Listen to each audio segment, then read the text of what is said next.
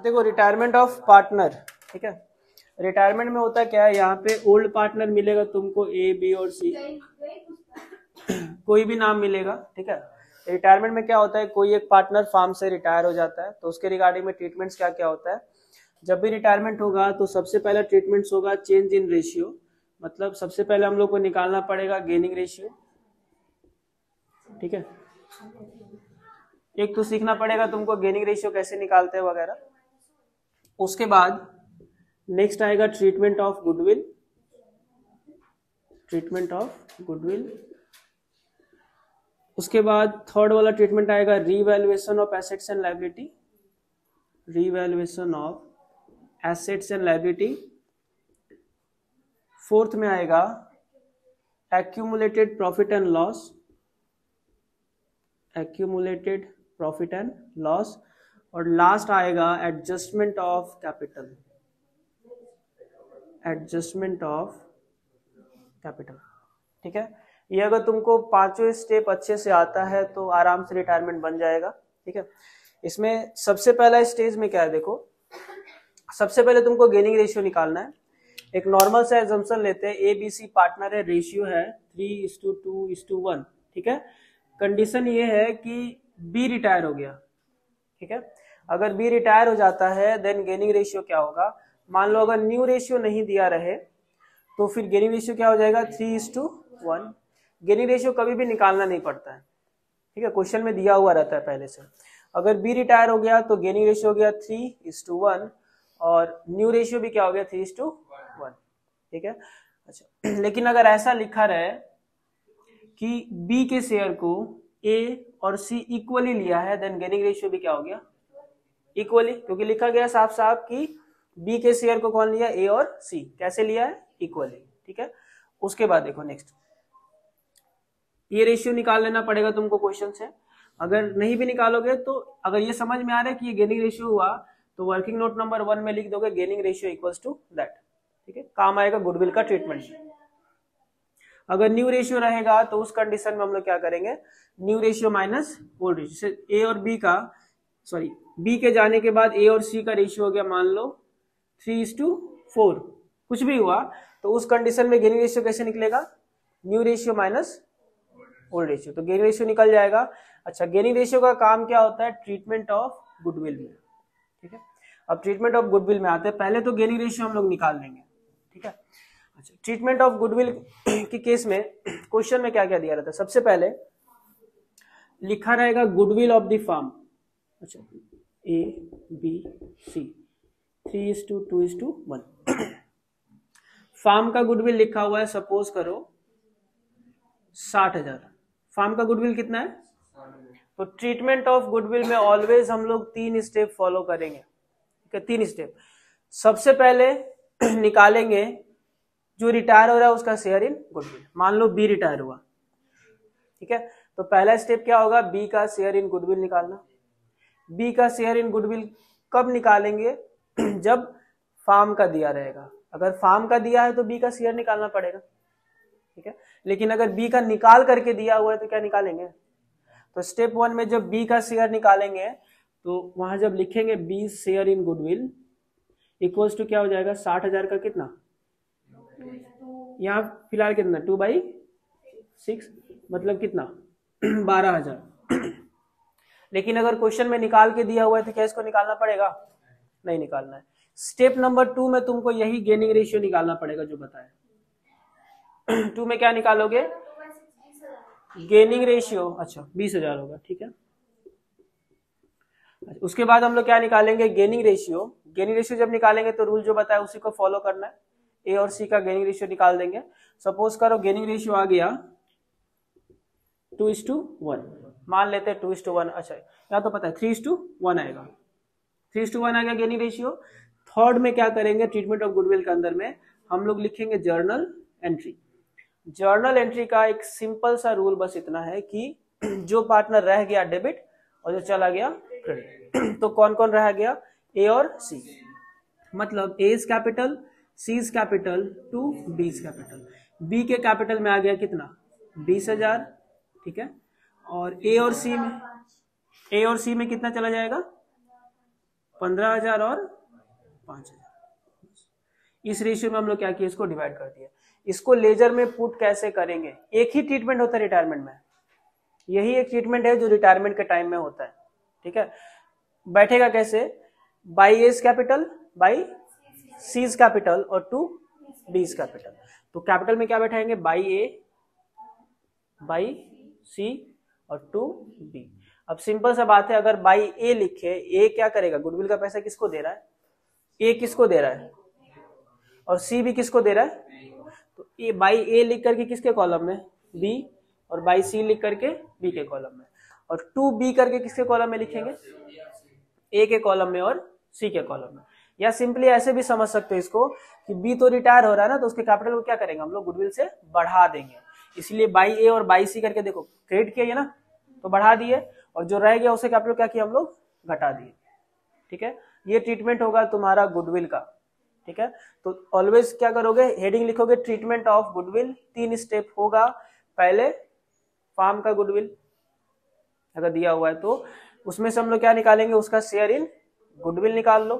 अगर share in goodwill दिया हुआ है तो डायरेक्टली लिख देंगे 20,000।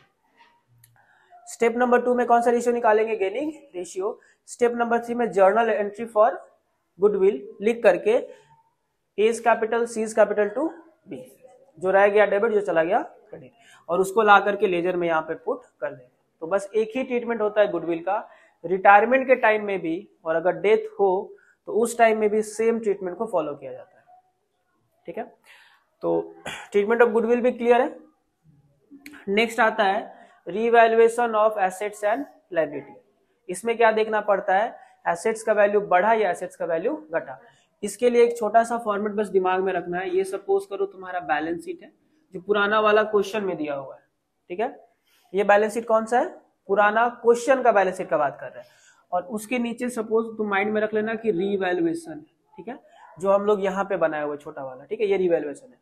इसके ऊपर एज्यूम कर लेना कि बैलेंस शीट इसके ऊपर है। अब क्या, बढ़ेगा तो सेम, घटेगा तो उल्टा, बस इतना याद रखना। बढ़ेगा तो सेम का मतलब अगर लायबिलिटी बढ़ा, ये बढ़ा तो कितने दिखाएंगे, 2 ही दिखाएंगे, और अगर लायबिलिटी घटा तो बाई। एसेट्स अगर बढ़ा तो फिर बाई दिखाएंगे क्योंकि सेम हो गया, और घटेगा तो कितने दिखाएंगे। तो बस ये रूल है। और एक्सेप्शन कौन सा है, प्रोविजन। प्रोविजन क्या है इसका, एक्सेप्शन। रीजन ये होता है कि प्रोविजन एक्चुअली एसेट्स में होता ही नहीं है, वो एसेट से लेस किया जाता है। इसका मतलब ही वो किसका पार्ट है, लायबिलिटी का। इसलिए प्रोविजन अगर बढ़ेगा, प्रोविजन फॉर बैड डेब्ट वगैरह, तो रिवैल्यूएशन में किधर आएगा 2, घटेगा तो किधर आएगा बाई, ठीक है। अच्छा, उसके अलावा एक 2 और बाई वाला कंसेप्ट भी तुम लोग को याद रखना चाहिए। 2 और बाई का क्या होता है, जैसे प्लांट का मान लो बैलेंस शीट में वैल्यू दिया गया 50,000, ठीक है, प्लांट का वैल्यू है 50,000, और अगर लिखता है plant is increased by, plant is increased by 60,000, ठीक है, और दूसरा लिखा हुआ है प्लांट इज इंक्रीज्ड टू 60,000, दोनों का मतलब ही अलग है। प्लांट इज इंक्रीज्ड बाई 60,000 मतलब प्लांट 60,000 और बढ़ गया, ठीक है। पहले कितना था प्लांट, बैलेंस शीट में मान लो दिया गया 50, एडजस्टमेंट में लिखा गया है कि प्लांट का वैल्यू इंक्रीज्ड बाई 60,000 और कितना बढ़ा, मतलब प्लांट का नया वैल्यू कितना 1,10,000। तो पहले के केस में रिवैल्यूएशन में बाई प्लांट कितना 60,000 बढ़ा ना, तो कितना आएगा 60,000, और नए बैलेंस शीट में कितना दिखाएंगे, पहले का 50 और अभी का कितना, तो कितना आया 1,10,000, ठीक है। लेकिन अगर ऐसे लिखा रहता है एडजस्टमेंट में कि प्लांट इज इंक्रीज्ड टू 60,000, तो 2 का मतलब क्या होता है, प्लांट का नया वैल्यू कितना है 60,000। तो इसका मतलब क्या हुआ, प्लांट का पहले से 50, 2 का मतलब क्या बोले, नया वैल्यू। तो पहले था 50, अभी नया वैल्यू कितना हो गया, तो बढ़ा कितना 10 बढ़ा। दोनों में अंतर समझ में आ रहा है क्या बोले, तो 2 60,000 मतलब उसका नया वैल्यू कितना हो गया 60,000, बढ़ा कितना 10। तो रिवैल्यूएशन में बाई प्लांट जाएगा कितना 10,000, और बैलेंस शीट में प्लांट कितना जाएगा 60,000। तो 2 और बाई का कंसेप्ट थोड़ा है, थोड़ा इसमें ध्यान देना, ठीक है। ये कंसेप्ट 2 और बाई का बाकी जितना भी एसेट्स और लायबिलिटी है सब पे अप्लाई होता है। तो बाई बोलेगा मतलब उतना बढ़ा, और टू बोलेगा मतलब वहां तक बढ़ा। तो बोलते हैं कि मान ले कोलकाता टू पुरुलिया, तो जा कहाँ रहे, पुरुलिया, तो डेस्टिनेशन कितना हुआ, मतलब न्यू वैल्यू क्या हुआ, पुरुलिया, और बाई का मतलब उतना ही बढ़ा, टू का मतलब नया वैल्यू, बाई का मतलब उतना ही बढ़ा। क्लियर है ये? ठीक है। अच्छा, रिवैल्यूएशन में तुम लोग को एक और दिक्कत आता होगा प्रोविजन वाला में।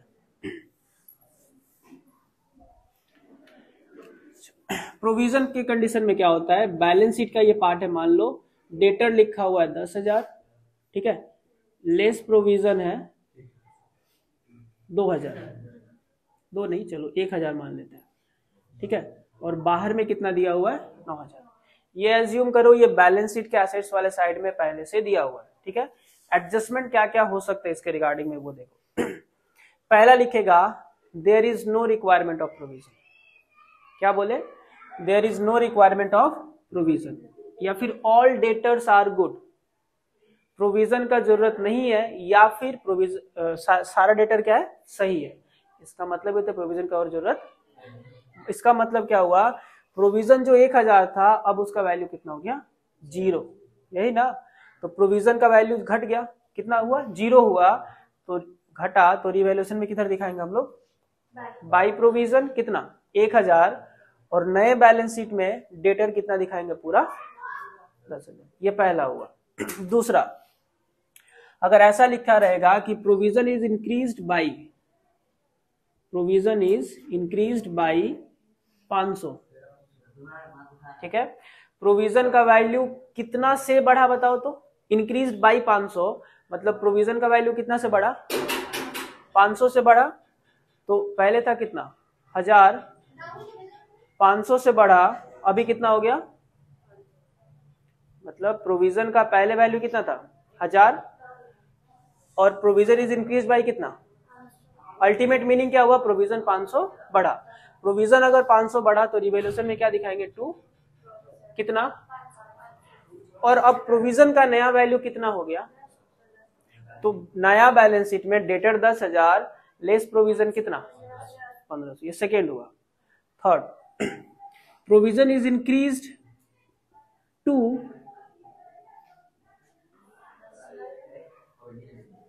हम कर देते 2,500, अब क्या होगा बताओ, अब लिखा हुआ है कि provision is increase to 2,500, provision का वैल्यू कहां तक बढ़ा, तो देखो हुआ क्या, पहले था 1,000, अभी कितना हो गया, तो कितना बढ़ा 1,500 बढ़ा, तो रिवैल्यूएशन में 2 प्रोविजन कितना, और न्यू बैलेंस शीट में जब डेटर माइनस प्रोविजन करेंगे तो कितना घटाएंगे, ठीक है। अब परसेंटेज वाला सेम क्वेश्चन, ऊपर में 10,000 1,000 इधर 9,000, provision is to be maintain, provision to be maintain at the rate 15% of debtor, provision maintain का मतलब प्रोविजन को रखना कितना है, डेटर का 15% रखना है, यही तो डेटर है कितना, उसका 15% कितना होता है 1,500 होता है, तो रखना कितना है 1,500, पहले से कितना है बढ़ा कितना, तो रिवैल्यूएशन में 2 प्रोविजन कितना 500, और न्यू बैलेंस शीट में जब प्रोविजन माइनस करेंगे तो कितना आएगा 1,500। क्लियर हुआ, ये प्रोविजन वाला concept.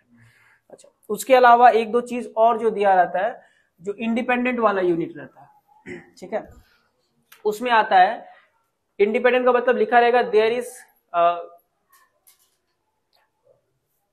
Outstanding bill for repair, ठीक है, आउटस्टैंडिंग बिल फॉर रिपेयर 200 रुपया दिया हुआ है, तो ये क्या हुआ इंडिपेंडेंट। इसका मतलब क्या होता है, आउटस्टैंडिंग बिल रिपेयर का जो है वो बाकी है, ठीक है, तो लायबिलिटी अगर बोला गया 200 रुपया बाकी है आउटस्टैंडिंग बिल का, इसका मतलब लायबिलिटी कितना बढ़ा 200, तो रिवैल्यूएशन में क्या लिखेंगे, 2 आउटस्टैंडिंग बिल फॉर रिपेयर कितना 200, और सेम अमाउंट कहाँ पे जाएगा, बैलेंस शीट में लिखेंगे, ये बैलेंस शीट जो बना है, बैलेंस शीट में आउटस्टैंडिंग बिल फॉर रिपेयर कितना 200, ठीक है।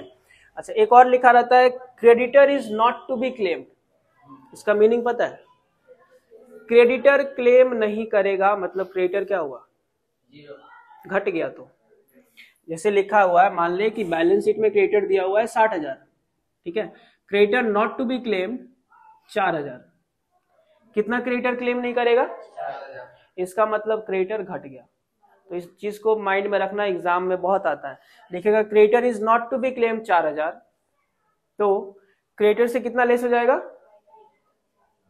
अच्छा हाँ, रिवैल्यूएशन में बाई क्रेडिटर 4000 और बैलेंस शीट में कितना हम लोग हटाएंगे? 4000। अच्छा, एक और तरीका जहां दे सकता है, वहां पे लिखेगा creditor of 10,000 would not claimed 2,000। अब टोटल क्रेडिटर जो 60,000 है, इसमें एक इंसान नहीं है, बहुत सारा इंसान होता है।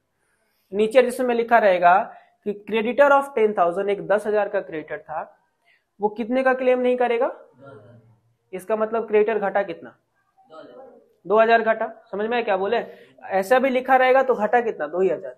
कि 10,000 का जो क्रेडिटर था वो कितने का क्लेम नहीं करेगा हमसे, मतलब क्रेडिटर घटा कितना? 2,000। तो करना क्या है, लायबिलिटी साइड में कैपिटल से माइनस होगा कितना? 2,000, और रिवैल्यूएशन में बाई क्रेडिटर कितना? 2,000। ठीक है, तो ये तो पूरा पार्ट हो गया रिवैल्यूएशन का। ठीक है, अब रिवैल्यूएशन के बाद आता है एक्यूमुलेटेड प्रॉफिट एंड लॉस। अब एक्यूमुलेटेड प्रॉफिट एंड लॉस कौन सा होता है?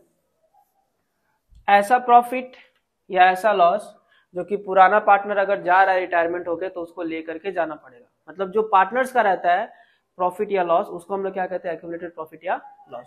अच्छा, बैलेंस शीट में वो कहां पे तुमको दिखेगा वो देख लो। मान लो ये पुराना बैलेंस शीट है तो एक्यूमुलेटेड प्रॉफिट तुमको दिखेगा इधर, जैसे कि प्रॉफिट एंड लॉस आता है, जनरल रिजर्व आएगा, general reserve, workman compensation reserve, investment fluctuation reserve, जिसको हम लिख देते हैं वर्कमैन कंपनसेशन रिजर्व। ठीक है, इन्वेस्टमेंट फ्लैक्चुएशन रिजर्व,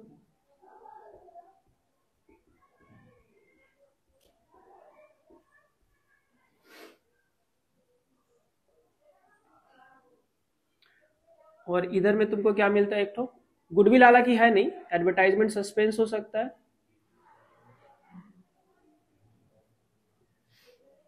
अच्छा गुडविल हम यहाँ पे लिख रहे हैं, बट एक चीज दिमाग में रखना कि गुडविल एक्यूमुलेटेड लॉस नहीं है। ठीक है, गुडविल लॉस के अंदर एक्यूमुलेटेड लॉस में क्या आता है? एडवर्टाइजमेंट सस्पेंस और एक तो debit balance of profit and loss account.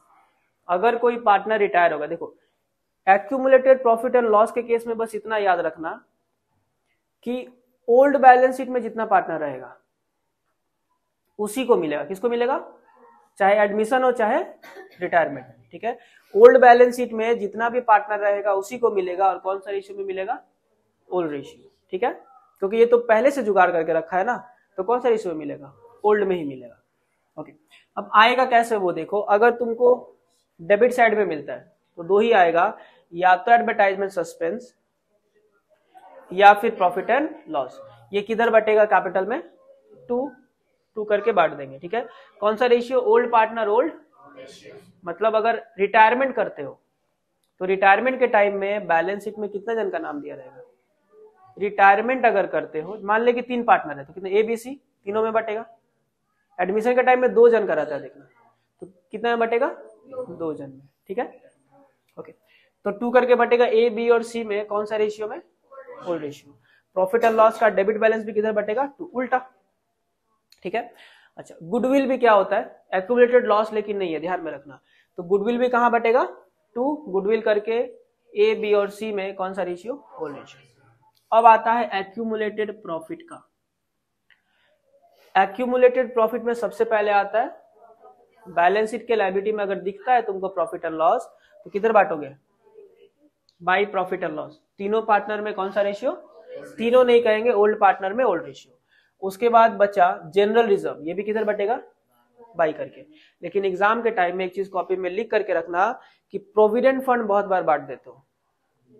Provident fund नहीं बढ़ता है क्योंकि वो ओनर का नहीं होता, मतलब पार्टनर्स का नहीं होता, वो इम्प्लॉई का होता है। पीएफ किसका होता है? इम्प्लॉई का होता है, वर्कर का होता है, तो उसको हम लोग बांट नहीं सकते। ठीक है, तो पीएफ नहीं बढ़ता है, कॉपी में लिख करके रख लेना इसको, क्योंकि यहाँ पे थोड़ा कंफ्यूजन आता है। अच्छा, उसके बाद बचा वर्कमैन कंपनसेशन रिजर्व। इसके रिगार्डिंग में ट्रीटमेंट है। अब ये रिजर्व होता क्या है? ये रिजर्व बनाया जाता है ताकि अगर पार्टनर्स को कोई भी फिजिकली हैम्पर हो, सर फूट गया या कुछ भी हुआ, तो पैसा क्या करेंगे, इस रिजर्व से देंगे। इसके लिए सिंपल सा इतना कंसेप्ट बस याद रखो कि ये है वर्कमैन कंपनसेशन रिजर्व। ठीक है, अब इसमें रखा हुआ है सपोज करो 50,000। ठीक है, अब जिस दिन रिटायरमेंट हो रहा है बी का, उस दिन तक वर्कर को कुछ नहीं हुआ। ठीक है, अगर वर्कर को कुछ नहीं हुआ तो ये बढ़ जाएगा कहां पे, कैपिटल में। मतलब by workman compensation reserve A, B और पूरा 50,000 बटेगा, सिचुएशन 1। सिचुएशन 2, अगर ये 50,000 में से वर्कर क्लेम कर दिया, मान लो 20,000, 20,000 वर्कर क्लेम कर दिया, ये रिजर्व तो तुमको बैलेंस शीट में मिलेगा पहले। 20,000 अगर क्लेम किया तो जहां पे लिखा हुआ है 50,000 वहीं पे लिखना वर्कमैन कंपनसेशन क्लेम कितना। अब तुम्हारे पास फ्री कितना बचा, तो वो कहां पर बटेगा, बाई करके। ठीक है, थर्ड कंडीशन, अगर वर्कर क्लेम कर देता है मान लो 40,000 का, तो फिर बैलेंस शीट में कितना लिख दोगे, यहां पे 40,000, पार्टनर्स कैपिटल में कितना बढ़ गया। कंडीशन नंबर 4,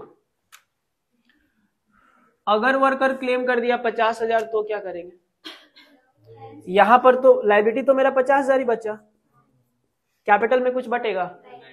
ठीक है, लास्ट कंडीशन, ऐसा भी तो हो सकता है कि वर्कर क्लेम कर दिया 60,000, तो क्या करेंगे, यहां पे सबसे पहले लिख देंगे कितना,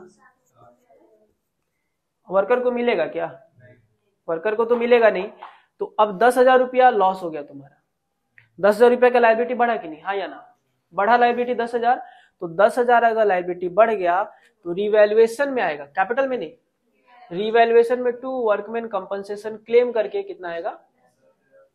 ठीक है, तो एक एक चीज को थोड़ा ध्यान देना, ये पूरा वर्कमैन कंपनसेशन रिजर्व का ट्रीटमेंट है। हो गया, उसके बाद देखो नेक्स्ट है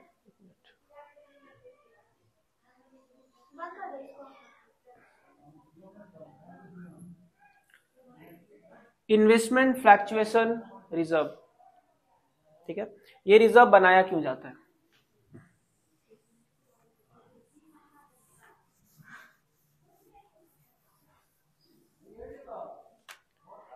अच्छा बाकी हम मिटा देते, इसका काम है नहीं।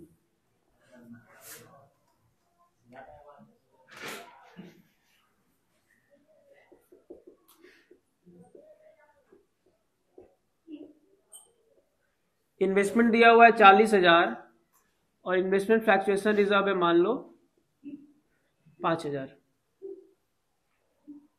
ठीक है,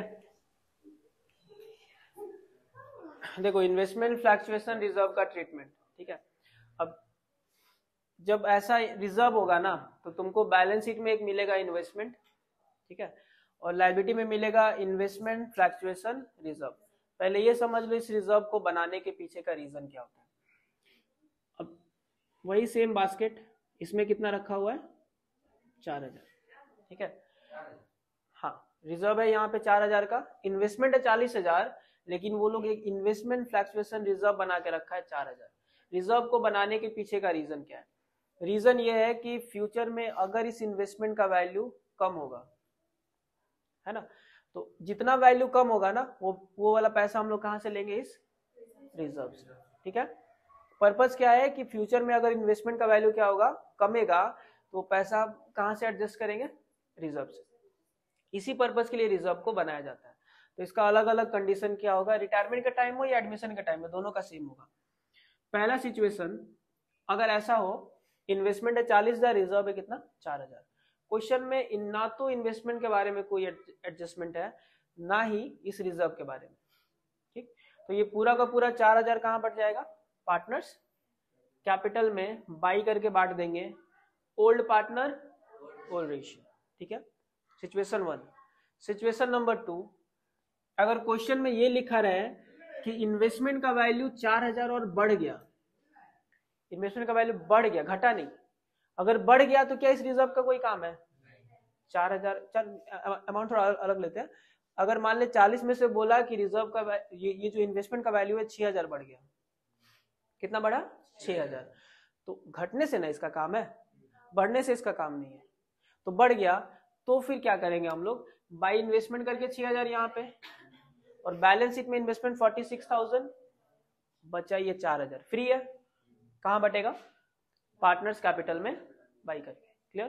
कंडीशन 2। कंडीशन नंबर 3, अगर ऐसा होता है कि इन्वेस्टमेंट का वैल्यू घट करके, मतलब घट गया मान लो 2000 रुपया, इन्वेस्टमेंट का वैल्यू कितना घटा, अब समझना, नॉर्मली अगर रिजर्व है तो रीवैल्यूएशन में नहीं जाएगा, समझ में आ रहा है क्या बोल रहे हैं। अगर इन्वेस्टमेंट का वैल्यू 40,000 में से 2000 घट गया, हुआ कितना 38, तो बैलेंस शीट में इन्वेस्टमेंट कितना लिखेंगे। अब ये जो 2000 का लॉस है रीवैल्यूएशन में नहीं जाएगा, कहां से काटेंगे, इस रिजर्व से। तो ये 4000 था, 4000 में से कितना चला गया, फ्री कितना बचा, ये जो फ्री बचा वो कहां पर आएगा, पार्टनर्स कैपिटल में बाई करके बट जाएगा। क्या हुआ कंडीशन 2। कंडीशन 3, अगर इन्वेस्टमेंट का वैल्यू 4000 घट जाए तो क्या करें, इस रिजर्व का पूरा पैसा, देखो 4000 अगर घटा तो पहली बात यहाँ पे कितना आएगा बैलेंस शीट में 36, हाँ या ना। अब देखते रिजर्व कितना बचा, 40 में से 4000 घटा तो रिजर्व में से कितना लेंगे, पूरा तो 4000 ले लेंगे, बचा कितना, तो फिर अल्टीमेटली यहां पर आ गया 36, और न्यू बैलेंस शीट में क्या रिजर्व आएगा, रिजर्व तो आता नहीं है, और यहां पर बाई करके क्या बटेगा, क्योंकि जीरो बचा, कुछ बचता तो बांटते। ठीक है। कंडीशन नंबर 4 समझो, अगर इन्वेस्टमेंट का वैल्यू 7000 से घट जाए तो क्या करें, 40 से 7000 रुपया और घट गया तो हुआ कितना, बैलेंस शीट में कितना आएगा,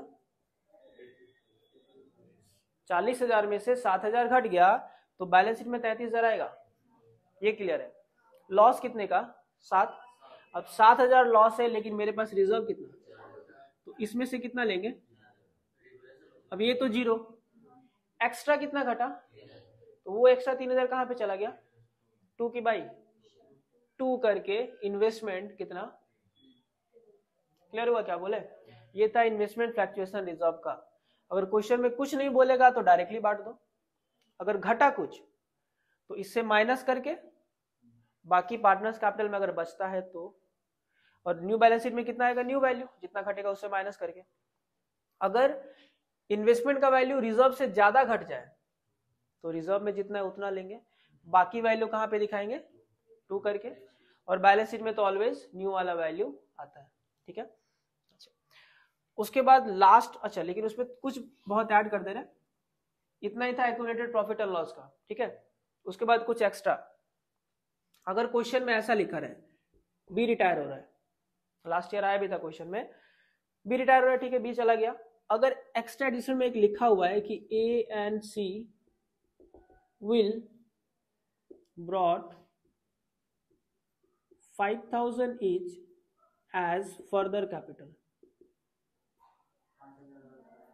देख कुछ हार्ड वैसा नहीं है, क्या बोला, बी तो ठीक है चला गया, बी से कोई मतलब नहीं है, ए और सी क्या किया 5000 करके दोनों ला रहा है, फिर से कैपिटल लाया, क्या लाया ए और सी। अब ये मत सोचना कि कैपिटल एडमिशन के टाइम में ही लाता है, फर्दर कभी भी ला सकता है। तो अगर एक ऐसा एक्स्ट्रा एडजस्टमेंट दिया हुआ है कि ए और सी दोनों 5000 करके ला रहा है, किस तौर पे, कैपिटल, तो एडजस्टमेंट में होगा क्या, लिखेंगे क्या, यहाँ पे आएगा क्या बाई कैश, हाँ या ना, ए वाले कॉलम में कितना 5 और सी वाले कॉलम में कितना। ठीक है। दूसरा इंपैक्ट, पहला तो इंपैक्ट यहाँ पे, दूसरा कैश के साथ कितना जोड़ेंगे, 10,000 जोड़ेंगे ना, 5,000 प्लस 5,000। ओके।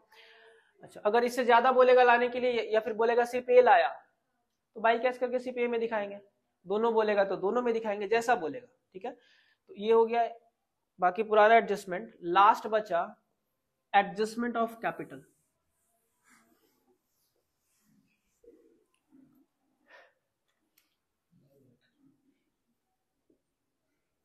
अच्छा, एडजस्टमेंट ऑफ कैपिटल करने से पहले रीवैल्यूएशन को क्लोज कर देना है, रीवैल्यूएशन का सारा पैसा कहां पे ट्रांसफर कर देना है, प्रॉफिट होगा तो बाई, लॉस होगा तो 2। ये होने के बाद पहले हम बताए थे अगर बी रिटायर हो जाता है, बी अगर रिटायर हो गया तो बी का पैसा कहां पे चला गया ये बताओ। अब बी का जब बैलेंस करें रिटायरमेंट के टाइम में तो टू बैलेंस CD में बी का कभी नहीं आता है। क्या आएगा? 2Bs। मान लेते हैं कि बी के लोन में अल्टीमेटली ठहर रहा है कितना? 60,000। एज्यूम कर लिए बी का लोन करके आ रहा है कितना? 60,000। लेकिन अगर ऐसा हो, क्वेश्चन में लिखा हुआ है कि B is to be paid 10,000 in cash, B को कैश में कितना देना है? एक सिंपल सा तो बोला हुआ है, बी का ड्यू आ रहा है, मान ले बी का सब कैलकुलेशन करने के बाद ड्यू आ रहा है कितना? 60,000। और क्वेश्चन में ये बोला गया है कि बी को 10,000 कैश में देंगे और बाकी पैसा उसके लोन में मिलता है ना। 10,000 क्या करेंगे बी का? कैश में, और बाकी पैसा कहाँ पे? लोन में। तो फिर क्या होगा? 2 कैश करके बी में कितना आएगा, और 2 बीज लोन में, रिमेनिंग मतलब कितना बचा? 50। 60 में से 60 हम कैसे बोले समझ रहे हो? ये जोड़ करके ये सब घटाने के बाद ड्यू बताए, टोटल उसका ड्यू ठहर रहा था 60,000, लेकिन 10,000 रुपये किस में दिए? कैश। तो बाकी बचा कितना? लोन में कितना चला गया? 50। लेकिन अगर ऐसा लिखा रहे कि बी को 20,000 रुपया लोन में ट्रांसफर करेंगे, उल्टा बी का 20,000 रुपया लोन में और बाकी पैसा कैसे देंगे? कैश में। ठीक है, तो 20,000 रुपया अगर लोन में ट्रांसफर करना है तो 2Bs लोन करके कितना आएगा? क्वेश्चन जैसा बोलेगा, अगर कहता है कि 20,000 रुपया बी का लोन में ट्रांसफर करना है तो 2Bs लोन करके कितना? 20,000। बाकी जो बैलेंस आएगा वो क्या लिखेंगे? 2 कैश। तो दोनों में से कोई एक लिखा हुआ रह सकता है। अच्छा, बहुत बार ऐसे लिखा रहता है कि B's due is to be transferred to his loan account carrying interest of 6%। तो याद रखना, इंटरेस्ट का यहाँ पे कोई भी काम नहीं रहता है, वो ऐसे दिया हुआ रहेगा। ठीक है।